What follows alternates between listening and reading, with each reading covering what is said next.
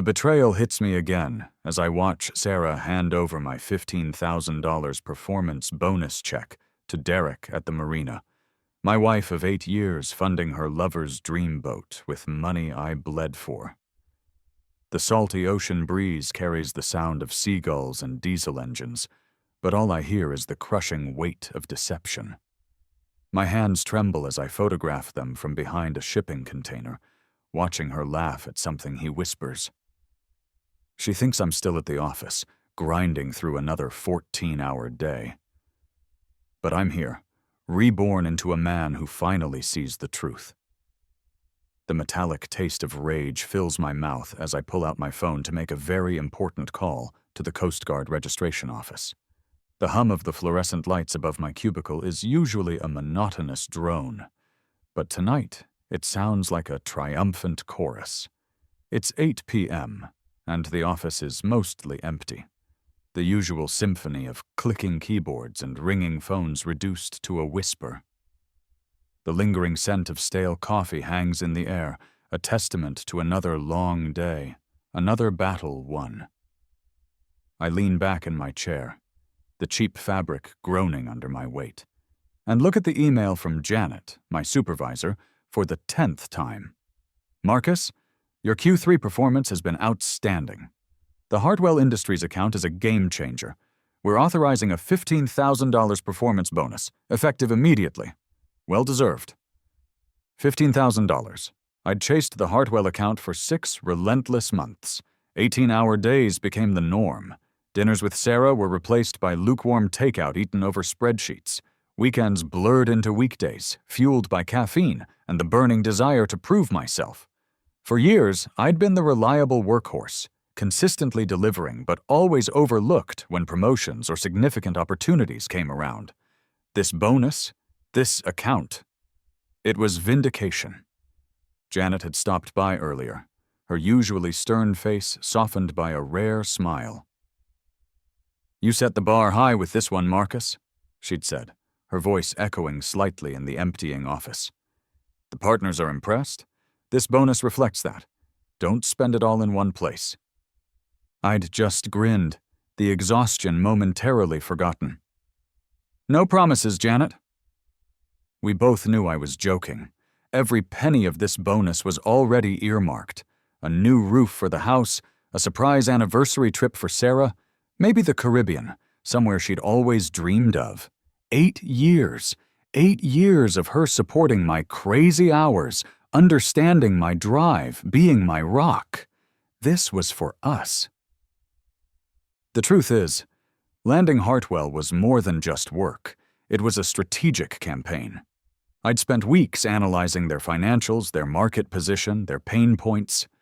I didn't just pitch them a service. I pitched them a solution so tailored, so intricate, they couldn't refuse. I'd leveraged every contact, called in every favor, and anticipated every objection. My final presentation wasn't just a proposal, it was a goddamn masterpiece of quiet negotiation, securing terms that were incredibly favorable for my company and, by extension, for me. That bonus wasn't just a reward, it was a direct result of me outmaneuvering, outthinking, and outworking everyone else. It felt good. No, it felt incredible. I felt a surge of triumph, a lightness I hadn't experienced in years. This was it, the turning point. I shut down my computer, the screen going dark like a curtain falling on a successful play. The office suddenly felt too small, too confining for the celebratory energy coursing through me. I wanted to share the news, to see Sarah's face light up. I imagined her smile, the way her eyes crinkled at the corners when she was truly happy. This bonus wasn't just money, it was a symbol of a brighter future, a future I was building for us. The anticipation of her reaction made my steps lighter as I walked to the elevator, the bonus confirmation email practically burning a hole in my pocket. I decided to leave work a little earlier than my already extended new normal. The thought of surprising Sarah was too good to resist. I pictured it. Walk in, wave the bonus letter, sweep her into my arms, and talk about all the things we could finally do. Maybe we'd open that bottle of champagne we'd been saving since our 5th anniversary, the one tucked away in the back of the fridge for a truly special occasion. This qualified. The drive home was a blur of happy plans. I replayed the Hartwell negotiations in my head, savoring the little victories, the subtle power moves that had led to this moment. I was so caught up in my own success, my own narrative of triumph, that I almost missed the unfamiliar car parked a block down from our house. A beat-up Ford pickup, not the kind of vehicle you usually saw in our quiet suburban neighborhood. I frowned, a flicker of unease, but dismissed it. Probably a contractor working late at Mrs. Henderson's. I pulled into our driveway, the gravel crunching under the tires. The house was dark, which was unusual. Sarah usually had lights on, music playing softly. I let myself in, the silence amplifying the slight thud of the door closing behind me. "Sarah!" I called out, my voice sounding louder than intended in the stillness. No answer. A knot began to form in my stomach. I walked through the downstairs rooms, kitchen, living room, dining room, all empty. Then I heard it. A low murmur from upstairs. Our bedroom. And laughter. Sarah's laughter, but different. Nervous, almost breathless. My heart started to pound. I told myself I was being ridiculous. She was probably on the phone with her sister or a friend, but the knot in my stomach tightened. I had intended to stride up the stairs, burst into the bedroom with my news. Instead, I found myself tiptoeing, my shoes suddenly feeling like lead weights. As I reached the top of the stairs, her voice became clearer, filtering through the slightly ajar bedroom door. "Derek, baby, I've got the money," she was saying, her voice a low, conspiratorial whisper. "We can finally get your boat, yes, the full amount. He got that bonus he was hoping for." Derek. The name slammed into me like a physical blow. I froze, my hand hovering over the doorknob. The floorboards creaked almost imperceptibly beneath my feet, but it sounded like a gunshot in the sudden, roaring silence of my mind. His boat? My bonus? "I'll tell him I'm going to my sister's for the weekend," she continued, that nervous laugh bubbling up again. "We can take it out for its first spin, just you and me." I couldn't breathe. My lungs felt like they were collapsing. My wedding ring, a simple gold band I hadn't taken off in 8 years, suddenly felt like it was searing my skin, a brand of my own stupidity. I'd been so focused on my success, so wrapped up in providing for us, that I hadn't seen what was happening right under my nose. The long hours, the missed dinners, they hadn't just been sacrifices for our future. They'd been an opportunity for her. I wanted to kick the door in, to scream, to demand answers. But a cold, sharp clarity cut through the initial shock. No, not yet. I needed to understand. I needed to know everything. With a monumental effort, I forced myself to turn, to creep back down the stairs, each step a descent into a new, unwelcome reality. I pretended to leave for work again, starting my car, driving around the block, the engine's roar a pathetic contrast to the storm brewing inside me. Then I circled back, parking where I'd seen the pickup, and watched my own house, a stranger in my own life. The blue glow of Sarah's laptop screen was the only light in our darkened living room. It was well past midnight. I'd waited until I was sure she was asleep, her soft snores a grotesque counterpoint to the turmoil churning within me. My hands were shaking as I lifted the laptop lid. I knew her password, our anniversary. The irony was a bitter pill. I started with her email. It didn't take long. A folder, innocuously labeled Weekend Plans, was filled with messages. Not to her sister, but to an email address I didn't recognize. Captain Derek, 88. My blood ran cold. I clicked open the first email, then the next, and the next. Months of correspondence, intimate messages, sickeningly sweet, filled with "I miss yous" and "can't wait to be with yous." Interspersed were emails about a boat, a specific boat, a 32-foot cabin cruiser, a 1998 Sea Ray Sundancer.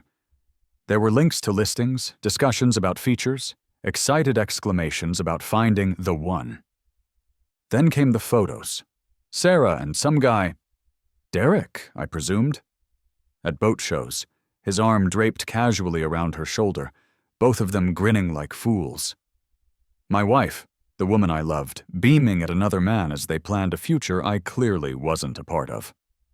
There were PDFs, financing pre-approvals, in his name but contingent on a hefty down payment, insurance quotes, even a scanned copy of a purchase agreement, waiting for signatures and funds.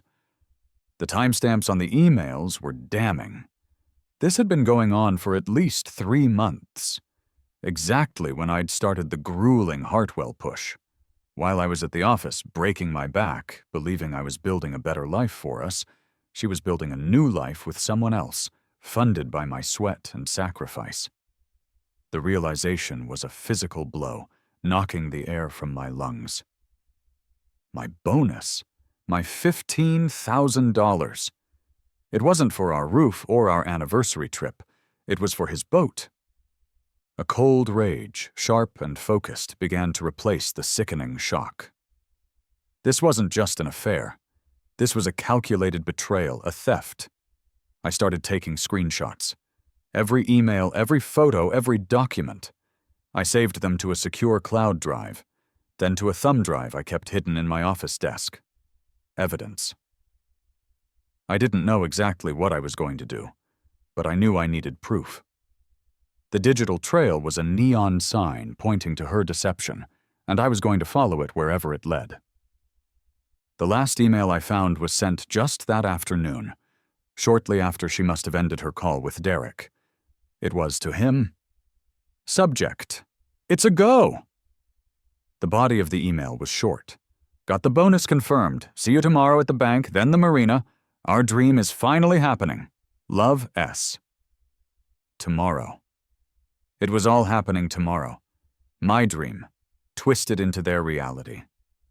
As I closed the laptop, the house was silent again, save for Sarah's oblivious breathing from the room above. But nothing was the same. The man who had walked into this house earlier, full of triumph and love, was gone. In his place was someone else, someone colder, harder, someone who now knew the truth, and someone who was starting to form a plan. The next morning I went through the motions: shower, shave, dress for work. Sarah was chirpy, overly affectionate, asking about my day ahead, if I'd heard anything about the Hartwell bonus yet. I played along, a knot of ice in my gut. "Still waiting to hear," I lied, the words tasting like ash.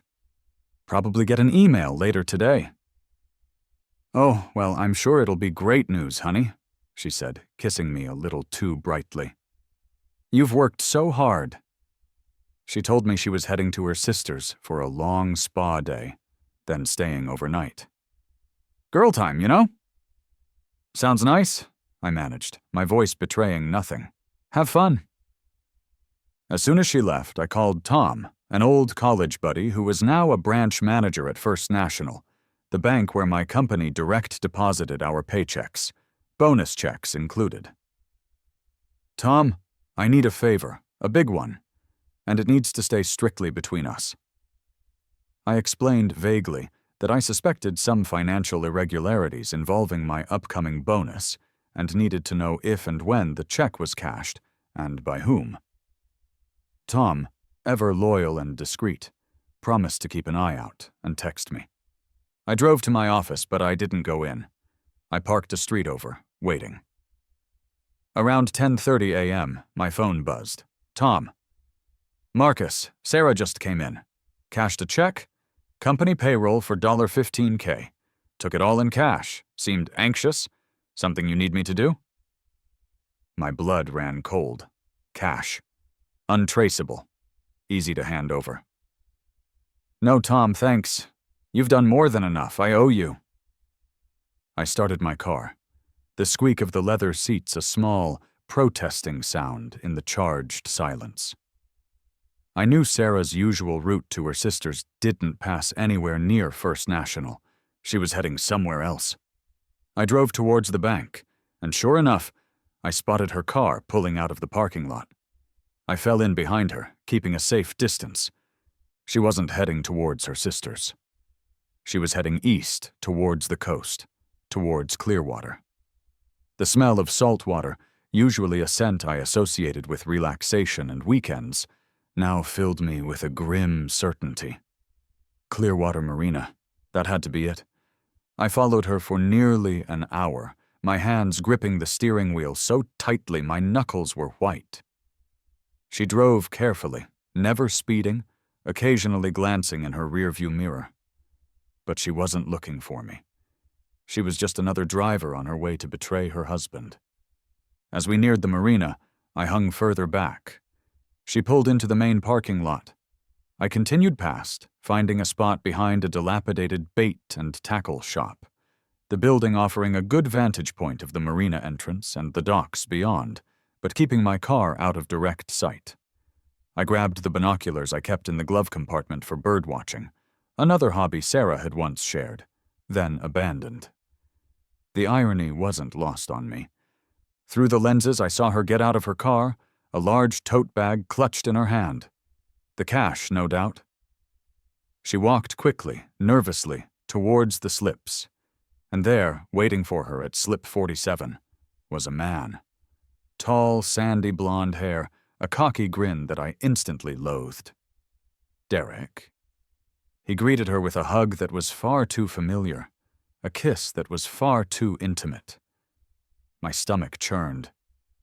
I raised my phone, the telephoto lens I'd attached suddenly feeling like a weapon. I started recording, documenting every damning moment. The sun beat down on the marina, reflecting off the water and the polished hulls of the boats. Seagulls cried overhead, a mournful sound. From my vantage point, I watched Sarah and Derek. He was animated, pointing towards a sleek, if slightly dated, 32-foot Sea Ray Sundancer moored in slip 47. It was a nice boat, I had to admit. Expensive? Or at least it would have been, if he were the one actually paying for it. Sarah handed him the tote bag. I zoomed in with my phone, capturing Derek pulling out stacks of cash, hundreds and fifties. He counted it quickly, professionally, a hungry look in his eyes. The sound of the money being thumbed through, even from this distance, felt like a personal violation. My money, my sweat, my bonus. A portly man in a faded polo shirt, presumably the boat dealer or owner, emerged from the cabin of the Sea Ray. He carried a clipboard and a pen. Papers were produced. Sarah stood by, fidgeting, while Derek leaned over the documents, nodding, occasionally asking a question. I could see him gesturing expansively, already acting like he owned the place, like he was some kind of big shot. The dealer pointed to a line on the paper, and Derek signed with a flourish. Then, to my horror, Sarah co-signed something. What was she signing? Was she making herself liable for this? The implications made me sick. I adjusted my phone, trying to get clearer audio. The distance was a challenge, but the marina was relatively quiet, save for the lapping of water and the distant hum of engines. I could make out snippets of their conversation. "Final payment, as agreed," the dealer was saying. Derek clapped him on the back. "She's a beauty. Knew she was the one." Then Derek's voice, clear and smug, carried across the water. "This is perfect, babe. Our new life starts now." He kissed Sarah again, a possessive, triumphant kiss.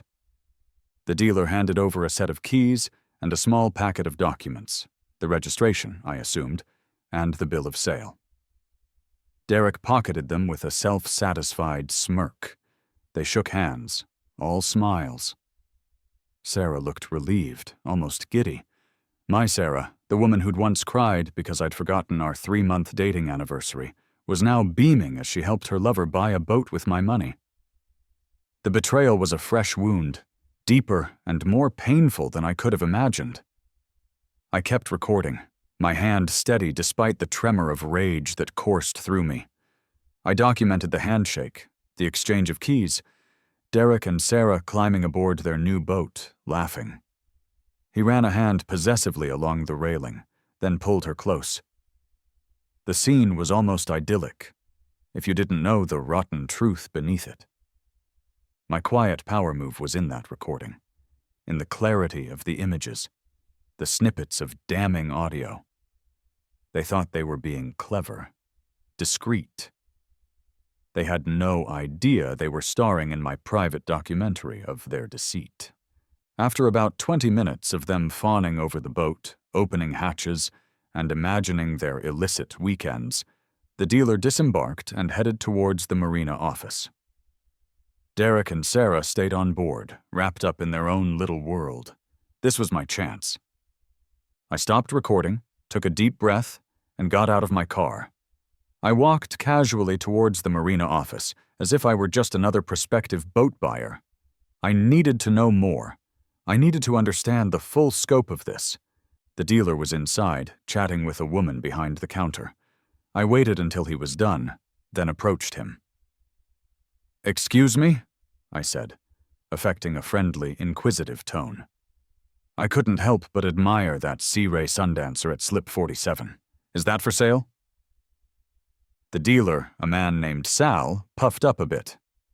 "Just sold it, matter of fact. Nice couple, real excited." "Ah, shame, she's a beaut," I said, feigning disappointment. "Mind if I ask what something like that goes for? Just curious for future reference." Sal, happy to talk about a successful sale, named a price. $23,000. They got a good deal. Paid a good chunk in cash today, 15. He winked. The rest he's got on a note with the previous owner, about 8,000 still due. My mind raced. So my $15,000 wasn't even the full price. Derek was still on the hook for more. Interesting. "So the gentleman Derek, he's financing the rest?" I asked casually. Sal nodded. "Yeah, seems like a decent fella. Told me he's a contractor, business is booming. Said he's about to come into some more money soon, pay it off quick." I felt a metallic taste in my mouth, adrenaline, rage. "More money?" Sal leaned in conspiratorially. "Yeah, his, wife, Sarah, she mentioned her husband. Not Derek, her actual husband, I guess, is up for a big promotion. Another bonus coming. Said Derek's planning to get divorced once he's, financially set. Wants to make sure his current wife doesn't get her hands on his new assets." Sal chuckled, oblivious to the storm gathering in my eyes. The pieces clicked into place with sickening clarity. This wasn't just about an affair and a boat. This was a long-term con. My bonus was just the down payment. They were counting on my future earnings, my promotion, to fund their life together. Sarah wasn't just cheating on me. She was systematically defrauding me, plotting to drain me dry before casting me aside. And Derek wasn't just an opportunistic lover. He was a parasite, planning to bleed me financially through Sarah. He was even trying to shield my money, funneled through Sarah from his own wife in his own divorce. The audacity was breathtaking. "Thanks for the info, Sal," I said, my voice tight. "Appreciate it." I walked away, my mind a whirlwind. I had the recording. I had Sal's unwitting testimony. I had the knowledge of the outstanding $8,000. And I had the name of the previous owner, gleaned from a glimpse of the paperwork on Sal's clipboard when he'd been talking. Derek and Sarah were still on the boat, laughing, oblivious. They thought they'd won. They had no idea the game was just beginning. As I walked back to my car, a new resolve hardened within me. This wasn't just about betrayal anymore. This was about justice. And I was going to get it. My quiet power move was approaching Sal, transforming myself from a passive observer into an active investigator, gathering the threads of their deceit. The mini cliffhanger was the stunning revelation of Derek's own marriage and their long-term financial con against me.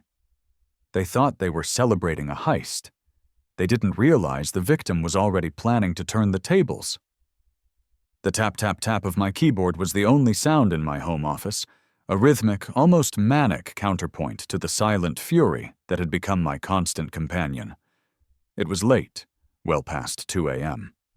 Sarah was asleep upstairs, probably dreaming of ocean voyages with her lover. I, on the other hand, was wide awake, fueled by coffee and a cold, methodical rage. My business investigation skills, honed over years of corporate intelligence gathering and competitor analysis, were now focused on one man, Derek. His full name, Derek Walensky, had been easy enough to get from a stray comment Sal had made about the registration paperwork. The internet, as they say, is a treasure trove if you know where to look. I started with social media. Derek's profiles were mostly public, a monument to his own ego. Pictures of him flexing in gym mirrors, posing with borrowed luxury cars, and most tellingly, a series of photos with different women over the years, each one looking adoringly at him before disappearing from his timeline, replaced by a new conquest. Sarah wasn't on his public feed, of course. Too risky. Then I dug deeper. Public records, court documents, news archives. A grim picture began to emerge. Derek wasn't just a casual Lothario, he was a professional grifter. 2 failed marriages, both ending acrimoniously, with accusations of infidelity and financial deceit from his ex-wives. He'd declared bankruptcy once, conveniently shedding a mountain of debt. His construction business, Walensky Homes, was little more than a shell company, with a string of lawsuits from disgruntled clients for shoddy workmanship and unfinished jobs. He hadn't held steady W-2 employment in over 18 months, according to a background check service I subscribed to for work. The most damning discovery was the child support. Derek owed over $30,000 in back payments to his first wife for their 2 children. A warrant for his arrest had been issued in a neighboring county a year ago for non-payment, but he'd seemingly managed to evade it. He was a ghost when it came to official obligations, but very real when it came to leeching off others. Each new piece of information was like a nail hammered into the coffin of any lingering doubt or misplaced sentimentality I might have had about Sarah's involvement. She hadn't just fallen for a charming rogue. She'd allied herself with a career con artist, a man who left a trail of broken hearts and empty bank accounts in his wake. And they were planning to do the same to me. My quiet power move was this relentless, nocturnal investigation, meticulously stripping away Derek's facade to expose the rotten core beneath, all while Sarah slept soundly, oblivious to the web I was weaving. The sheer volume of his deceit was staggering. He wasn't just a bad boyfriend, he was a predator. The next morning, feigning a sudden work crisis, I drove not to my office, but to Jake Donovan's.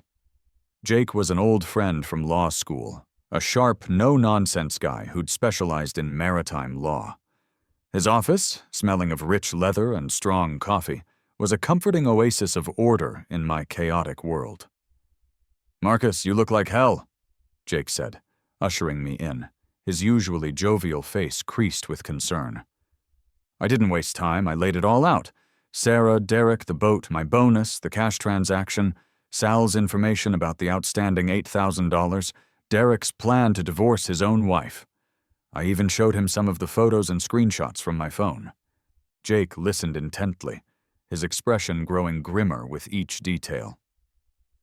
When I finished, he leaned back in his chair, tapping a pen against his desk. Wow. Just wow. She really picked a winner there, didn't she? Tell me I have options, Jake. This boat, he can't just sail off into the sunset with my money. Jake nodded slowly. Okay, first things first. The boat. You said your $15,000 bonus was used as the down payment? Yes, cashed by her, handed directly to the dealer in Derek's presence.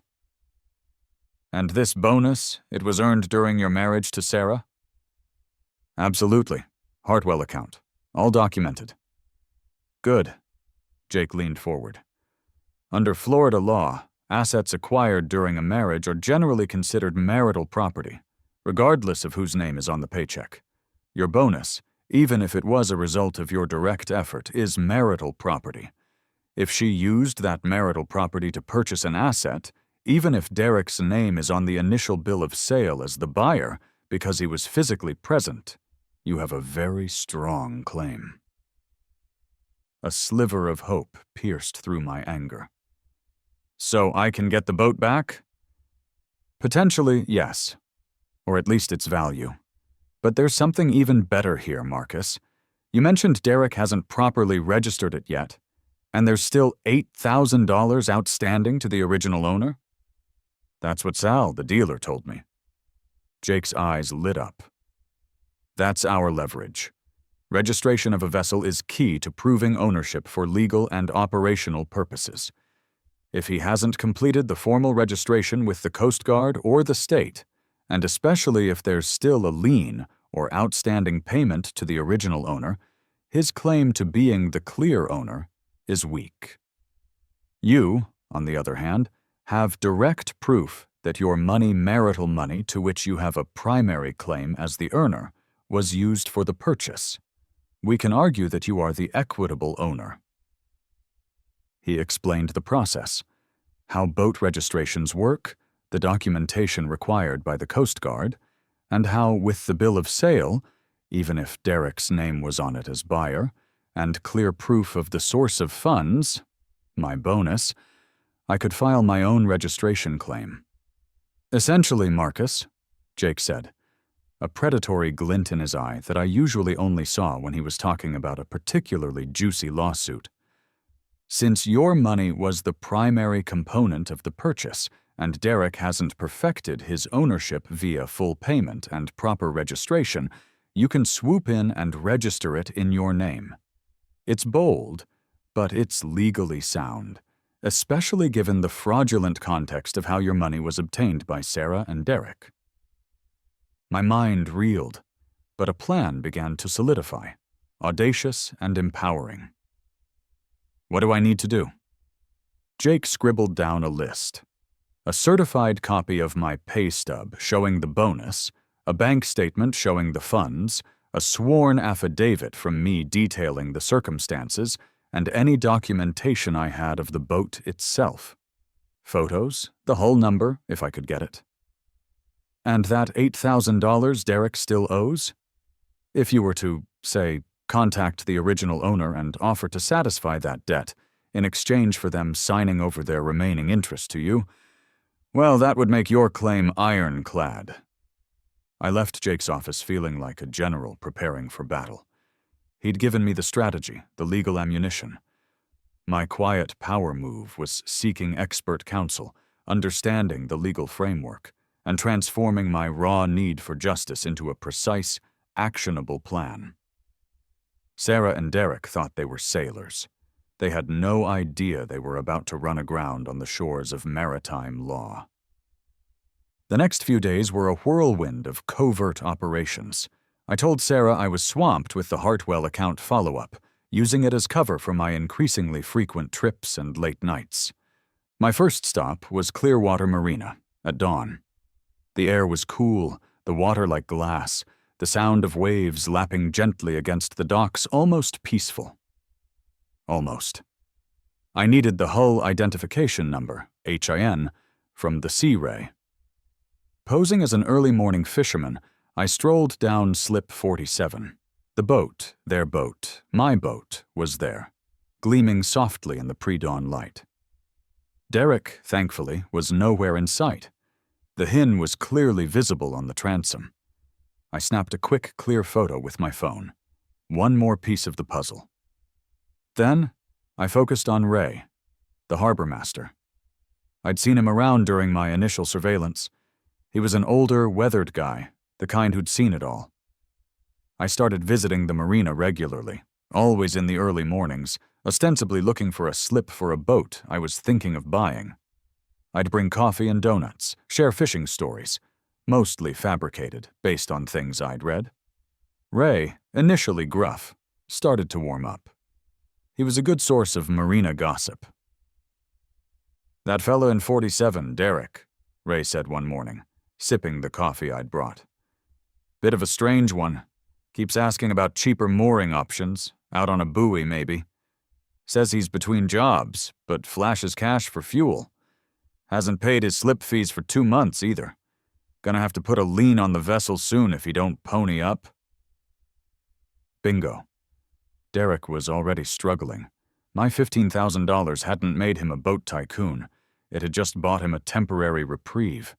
I also tracked down the boat's original owner, a retired dentist named Dr. Peterson, using the information Sal had inadvertently given me. I called him, explaining I was a private investigator looking into a financial matter involving Derek Walensky and a boat he'd recently purchased. Dr. Peterson was more than happy to talk. Derek, it turned out, had given him a sob story, negotiated hard on the price, and promised to pay the remaining $8,000 within 30 days. Those 30 days were almost up. "The guy's a smooth talker, I'll give him that," Dr. Peterson grumbled. "But I'm starting to think I've been had. That check he gave me for the initial small deposit, it bounced. Had to get cash from him for that part." This was perfect. Derek's foundation was crumbling. The final piece of the setup came unexpectedly. I'd installed a discrete keylogger on Sarah's laptop. A morally gray area, I knew, but I was past caring about niceties. An email popped up in her draft folder, addressed to a divorce attorney. Subject: consultation request. In it, she outlined her desire to file for divorce, citing irreconcilable differences, and asked about securing her fair share of marital assets, including an expected upcoming bonus her husband was due to receive. She mentioned wanting to expedite the process, ideally filing by the end of next week. Next week? The timeline had just accelerated. She was planning to serve me with divorce papers, blindside me, and try to lay claim to even more of my money, all while I was supposedly oblivious to her affair and the boat. My quiet power move was this patient infiltration, befriending Ray, contacting Dr. Peterson, uncovering Sarah's imminent divorce plans. I wasn't just reacting anymore. I was positioning my pieces on the chessboard, preparing for a checkmate they'd never see coming. The mini cliffhanger was Sarah's email, her intent to escalate her betrayal into a full-blown financial assault. She thought she was initiating the endgame.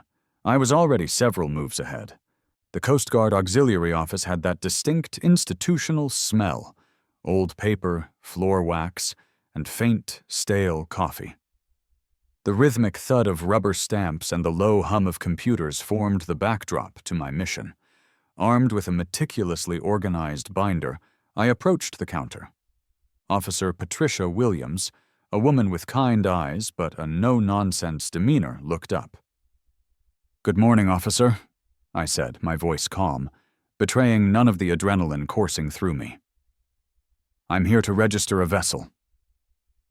I presented my documents: the bill of sale, with Derek's name as buyer, which I was prepared to explain, a certified copy of my pay stub, clearly itemizing the $15,000 Hartwell bonus, my bank statement showing the bonus deposit and then the subsequent large cash withdrawal Sarah had made, a sworn affidavit detailing how these funds were used by my wife and her associate to purchase the boat, the photos of the boat, including the hin, and, crucially, a newly minted bill of sale from Dr. Peterson to me for the remaining $8,000 interest in the vessel, along with proof of my payment to him.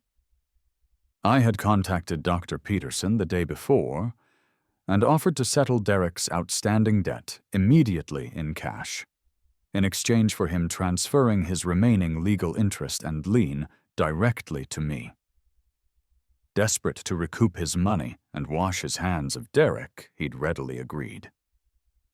Officer Williams examined everything with scrutiny. "This is unusual," she commented, looking from the initial bill of sale with Derek's name to the subsequent one from Dr. Peterson to me. "I understand it appears complex, officer," I explained, choosing my words carefully.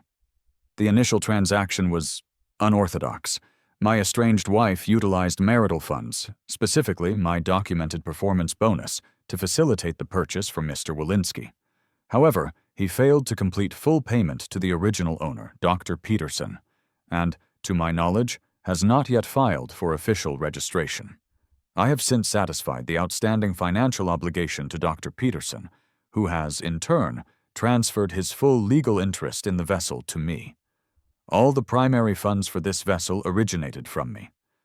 I pointed to my affidavit, the bank trails, the bonus documentation. The vessel was, in essence, purchased with my money, and I have now cleared all encumbrances on it. She spent a long time cross-referencing databases, checking the HIN for any existing registrations or reported liens beyond what Dr. Peterson had held. Finding none, and seeing my clear financial trail and the direct bill of sale from the lien holder, she finally nodded. "Well, Mr. Hayes, your paperwork seems to be in order.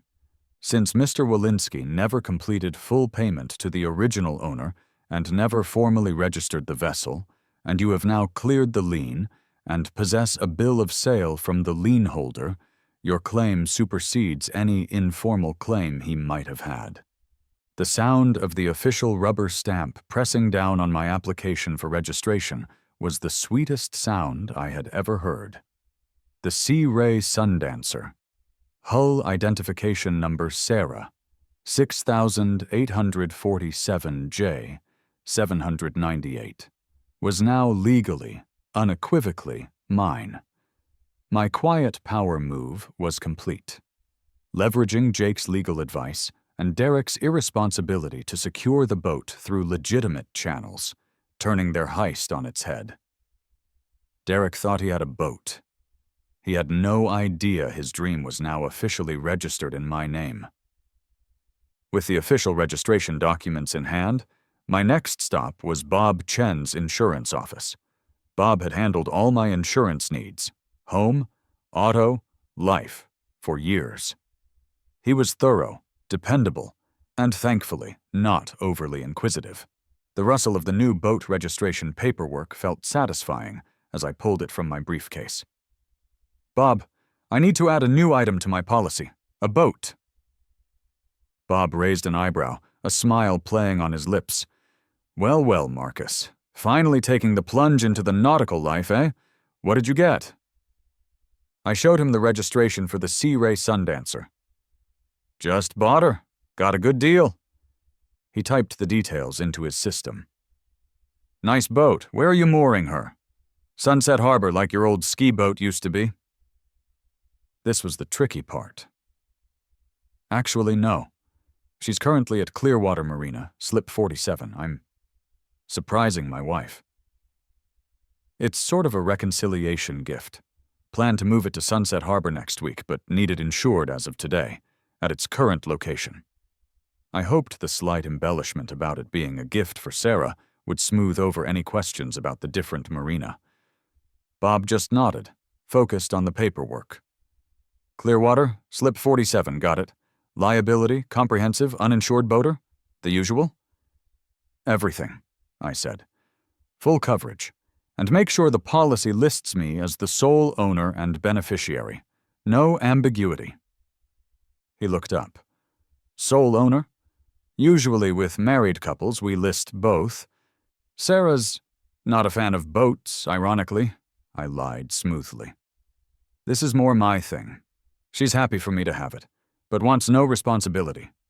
You know how it is." I gave a conspiratorial wink. Bob chuckled. "Say no more. Sole owner Marcus Hayes. Beneficiary Marcus Hayes." He printed out the policy documents. "You're all set. She's covered. Just try not to sink it on the first day, okay?" "I'll do my best, Bob," I said, shaking his hand. As I walked out, policy in hand, I felt another layer of control click into place. The boat was mine legally, and now it was insured in my name, protected by my policy. Derek and Sarah could have their illicit rendezvous on it for now, but they were sailing on borrowed time, on a vessel that was, in every meaningful way, mine. My quiet power move was this meticulous attention to detail, securing not just ownership but also complete financial control and protection of the asset, all under the guise of marital reconciliation. The next step was to let Derek know the ground had shifted beneath his feet. I didn't want to confront him directly, not yet. I wanted him to feel the sting of discovery, the panic of realizing he'd been outmaneuvered. Jake had advised me on this.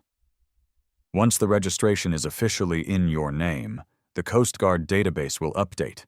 If he, or the marina, runs the HIN, your name will come up as the registered owner. That should get his attention. It took 2 days. 2 days of me going to work pretending everything was normal, while Sarah was increasingly distant, making hushed phone calls, her plans for her sister's weekend becoming more elaborate. I knew she was planning her trip with Derek on my boat. Then, on the 3rd afternoon, my phone rang. An unknown number. I let it go to voicemail. A few minutes later, a text message pinged. "Who the hell is Marcus Hayes and why is his name on my boat registration? Call me now, Derek." A slow smile spread across my face. He knew. He called again and again. I ignored each call. Then came the barrage of texts, each more unhinged than the last. "This is some kind of mistake. I bought that boat. You some pencil pusher trying to scam me? I'll sue your ass." "Sarah, does she know about this? What did you do?" "Answer your damn phone, Hayes, or I'm coming to find you." The vibration of my phone with his increasingly threatening texts was almost a physical pleasure. The panic was palpable, even through text messages. Finally, I decided to call him back. I wanted to hear his voice, to savor his outrage. "Hayes?" he answered on the first ring, his voice tight with fury. "This is Marcus Hayes," I said calmly. "What the hell have you done? That's my boat! I paid for it!" he roared. "Actually, Mr. Walensky," I said, my tone level, almost gentle. "The boat was purchased predominantly with my money, specifically a performance bonus I earned. My wife, Sarah, appears to have misappropriated those funds to provide you with the down payment. Since you also failed to complete the purchase by paying the original owner in full, and neglected to properly register the vessel, I took the liberty of settling the outstanding debt and registering the boat in my name, as I am the legitimate source of the funds. She's legally mine." There was a stunned silence on the other end. I could almost hear him processing, the gears in his con artist brain grinding as he realized the tables had been turned. You can't do that," he finally sputtered. "Oh, I assure you I can. And I have," I replied, a hint of steel in my voice. "The Coast Guard seems to agree. Perhaps you should check your legal standing before making threats, especially given your precarious financial situation and outstanding child support. Litigation can be very expensive." I heard him gasp. The mention of his child support had hit a nerve. "You bastard," he whispered, his voice hoarse with impotent rage. "You'll pay for this." "I believe you are the one with outstanding debts, Mr. Walensky," I said, and then I hung up. The mini cliffhanger was palpable. Derek knew. He knew he'd been played. His reaction, a mix of disbelief and fury, was exactly what I'd hoped for. My quiet power move was the calm, legally informed way I'd delivered the news, not only asserting my ownership, but also subtly referencing his other vulnerabilities, letting him know I knew more about him than he realized. He was a cornered animal, and cornered animals were dangerously unpredictable. I was counting on it. The confrontation with Sarah happened that evening. The air in our living room was thick with unspoken words, the only sound the relentless tick-tock of the grandfather clock, each tick like a countdown to an explosion. I'd waited until after our pretense of a dinner, a meal neither of us had really touched. I laid it all out on the polished wood of our dining room table. Printed copies of her emails with Derek, the photos of them at the boat shows, the screenshots of the boat purchase documents, my bank statements showing the bonus and her withdrawal, and finally, the new registration for the Sea Ray Sundancer, clearly showing Marcus Hayes as the owner. The manila folder thudded onto the table like a gavel, a final judgment. Sarah stared at the pile of evidence, her face draining of all color. Her eyes, wide and horrified, darted from the papers to my face and back again. The carefully constructed facade of the loving wife crumbled before my eyes, revealing the deceitful stranger beneath. "Marcus, I can explain," she stammered, her voice barely a whisper. The vibrant, confident woman from the marina was gone, replaced by a pale, trembling mess. "Explain what, Sarah?" I asked, my voice dangerously quiet. "Explain the affair? Explain how you stole my bonus, money I worked myself into the ground for, to buy your lover a boat? Explain the plans to use my next bonus to fund your new life together? Or perhaps you'd like to explain the email to your divorce lawyer, planning to take me for even more?" Each question was a hammer blow. She flinched, tears welling in her eyes. It wasn't like that," she choked out. "Wasn't it?" I pushed the photos of her and Derek grinning on the boat towards her. "This looks pretty like that to me." She sank into a chair, her head in her hands. I made a mistake. A terrible mistake. Derek. He manipulated me." "Did he manipulate you into cashing my bonus check, Sarah? Did he manipulate you into lying to me for months? Did he manipulate you into planning to divorce me and take half of everything I've ever worked for, after you'd already stolen from me?" My voice was rising now, the cold control starting to fray. "No," she whispered, tears streaming down her face. That was me. I'm so sorry, Marcus. So sorry." I let her apologies hang in the air, hollow and meaningless against the weight of her betrayal. "Sorry doesn't cut it, Sarah," I finally said, my voice hard again. "Here's the reality. You have a choice. You end it with Derek. Completely. No contact, no explanations, no goodbyes. You give me access to your phone, your emails, everything. You go to therapy, individual and marriage counseling with me. You work, and I mean really work, to rebuild the trust you've shattered. We try to fix this, whatever this even is anymore." I paused, letting the weight of my conditions sink in. "That's option 1. Her tear-filled eyes met mine, searching, desperate. "And option 2? "Option 2, I said, my voice devoid of emotion, "is I file for divorce tomorrow morning. I present all of this evidence." I tapped the manila folder. "In court. Adultery. Financial malfeasance.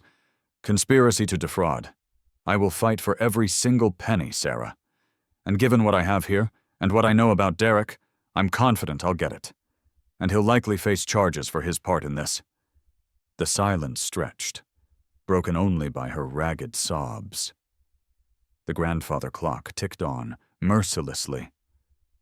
Her choice, her future, hanging in the balance, all because of a boat and a lie. My quiet power move was not in shouting or accusing, but in the calm, methodical presentation of irrefutable evidence, and the clear, stark ultimatum that left her with no room to maneuver, only to choose. It was nearly midnight when the headlights swept across our front window. A loud, aggressive engine revved, then cut out. Derek's truck. My heart hammered against my ribs, a primal surge of adrenaline. Sarah, who had been curled on the sofa, weeping, jumped at the sound, her eyes wide with fresh terror. He wouldn't, she whispered. Wouldn't he? I said grimly, already moving to the window, my phone in hand, camera ready. Derek stumbled out of his truck, clearly drunk. He lurched towards our front door, his face contorted with rage. Sarah, you in there? Get out here! And you, Hayes, you coward, come out and face me! He started pounding on the door, the wood shuddering in its frame. That's my boat, you son of a bitch! You stole my boat! I was already recording, capturing his drunken tirade, his threats, the sheer menace radiating from him.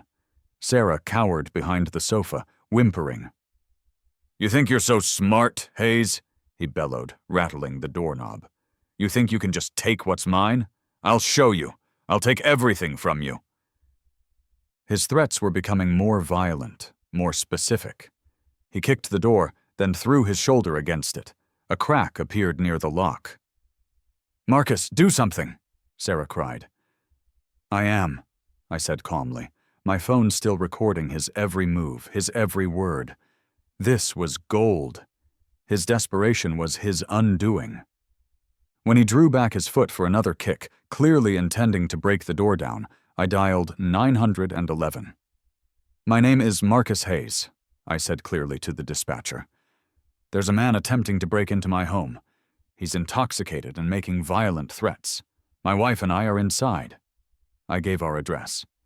The sound of distant sirens was surprisingly quick. Derek, in his drunken rage, didn't even seem to notice until the police cruiser, lights flashing, screeched to a halt at the curb. 2 officers were out in an instant, guns drawn. Police, step away from the door with your hands in the air. Derek froze, his face a mask of disbelief, then dawning horror. He looked from the officers to our darkened window, then back again. He was trapped. His attempt to intimidate me, to reclaim his boat by force, had backfired spectacularly. His arrest for public intoxication, disorderly conduct, and attempted breaking and entering was swift and undignified. As they cuffed him and read him his rights, his eyes met mine through the window. They were filled with a desperate, hollow rage. My quiet power move was allowing Derek's own aggression to seal his fate, all while I calmly documented his criminal behavior from the safety of my home.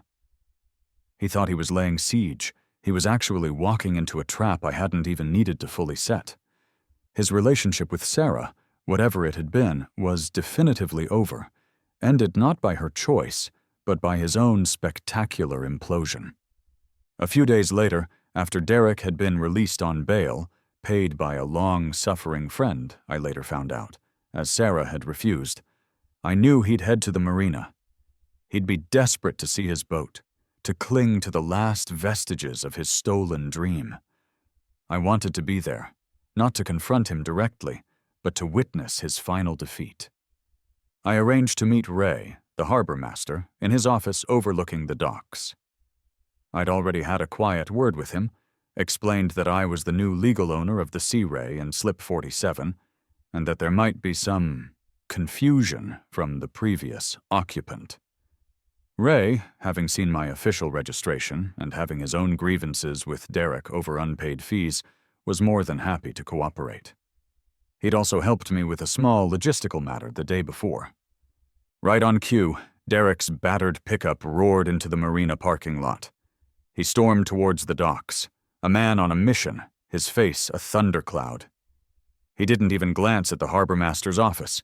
He headed straight for Slip 47, and stopped, dead in his tracks. Slip 47 was empty.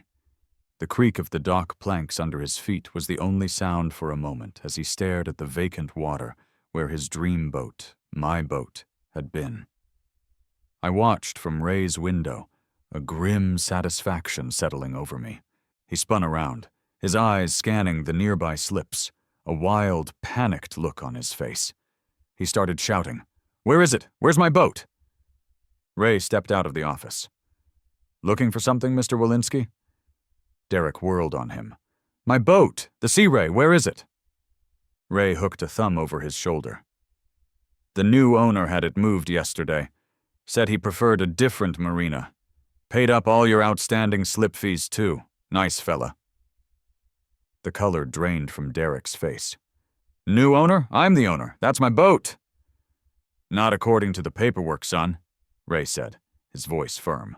"Or the Coast Guard, or the fella who paid cash to clear your debts on it." Derek's rage seemed to visibly deflate, replaced by a crushing, overwhelming desperation. He looked from Ray to the empty slip, then back to Ray. The fight went out of him. He understood. He'd lost.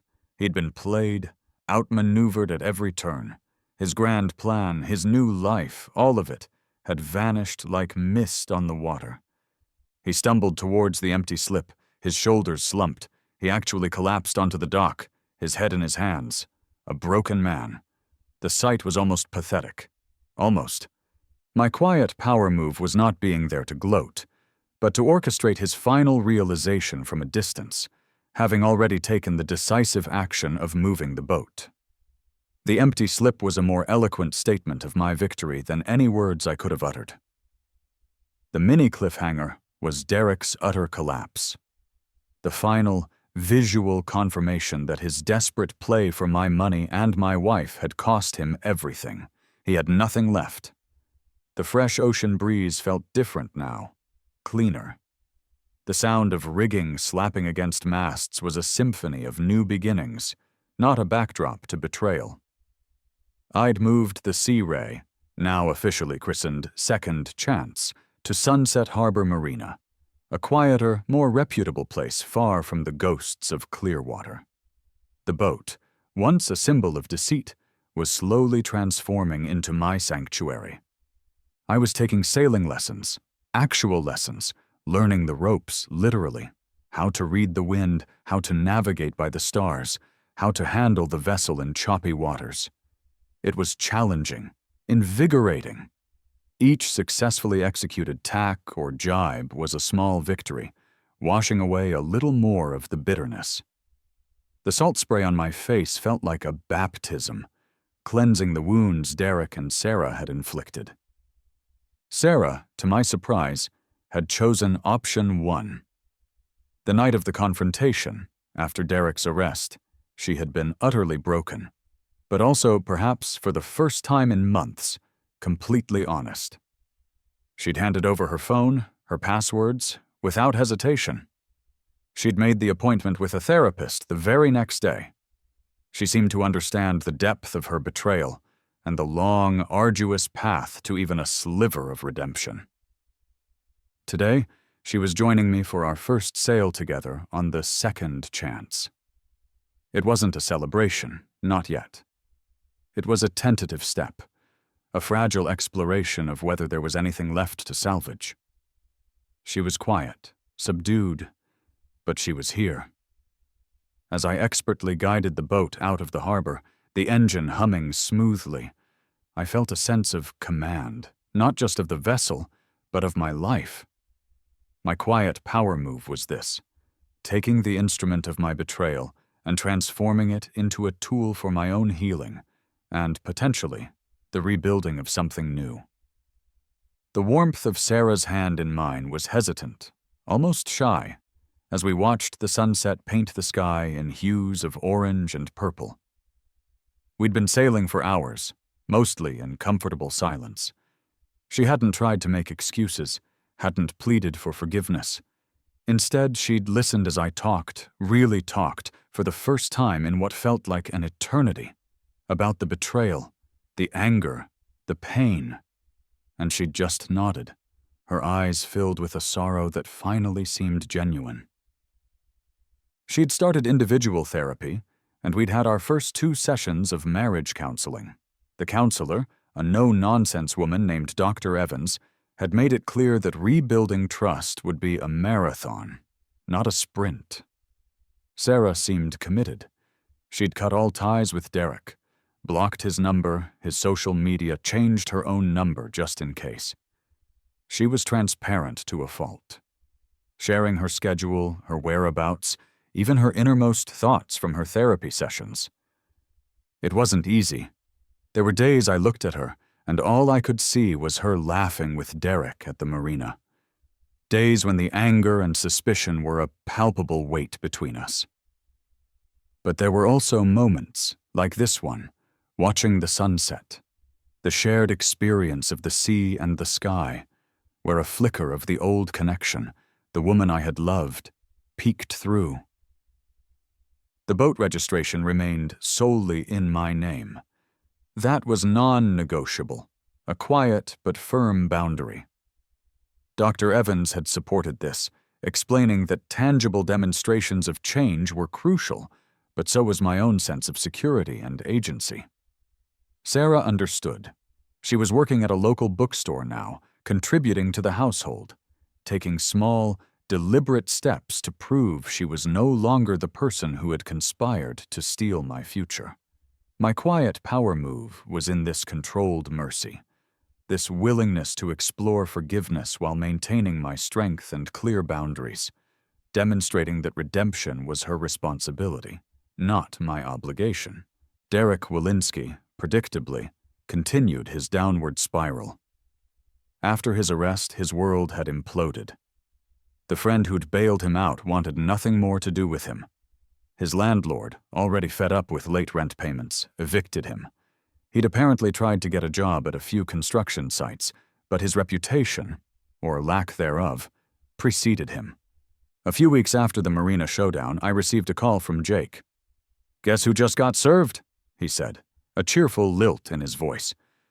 Derek's first ex-wife, the one he owed over $30,000 in child support, had finally tracked him down. Her lawyer, a bulldog of a woman, had found him working for cash at a car wash in Tampa. His wages were being garnished, and the court was considering jail time for his continued evasion. The final communication I had from Derek was a voicemail, left from a blocked number. His voice was almost unrecognizable. No bluster, no threats, just a broken, pleading tone. "Hayes, Marcus, please, man, I messed up. I know I messed up bad, but Sarah. She told me things, man. Made it sound like, can we just talk? Just give me a chance to explain my side. Please, I got nothing left." I listened to it once, a strange mix of pity and revulsion churning in my stomach. Then, I deleted the message without responding, without even listening to the end. His explanations, his pleas, they were irrelevant. He was a con artist who'd run out of victims. My final power move regarding Derek was this: complete and utter indifference. He was no longer a factor in my life, not even worthy of a response. He had simply disappeared from my radar. 1 year later, the hum of the fluorescent lights in my new, larger office was a familiar sound. Janet walked in, a wide smile on her face. "Marcus, the quarterly numbers are in. Hartwell is exceeding all projections. The partners have authorized another performance bonus. This one's for $25,000. She handed me the check. This time, things were different. The money went into a separate account, one Sarah didn't have access to, as per the terms of the post-nuptial agreement Jake had drafted for us. Our marriage, surprisingly, had survived. It was different, scarred, but stronger in some ways, rebuilt on a foundation of brutal honesty and painstaking effort. Sarah was genuinely thrilled about the bonus, her support unwavering and her pride in me palpable. She'd learned the devastating cost of her choices. That weekend, we took the second chance out for an overnight trip to a secluded cove. As we anchored, the setting sun turning the water to liquid gold, Sarah leaned her head on my shoulder. "Thank you, Marcus," she whispered, for the second chance. I looked at her, at the genuine remorse and newfound strength in her eyes. The anger had faded, replaced by a cautious optimism. The boat, once a symbol of her betrayal, was now a testament to our resilience, our ability to navigate the storm and find calmer waters. Derek's greed, his ambition to own a boat he couldn't afford, had inadvertently given me the boat of my dreams, a renewed sense of self, and, ironically, a marriage that had been forced to confront its deepest flaws and emerge, changed but intact.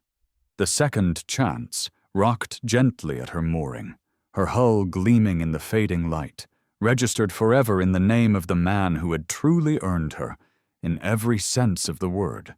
My final quiet power move wasn't just about reclaiming an asset. It was about rebuilding an empire from the ashes of betrayal, stronger and wiser than before.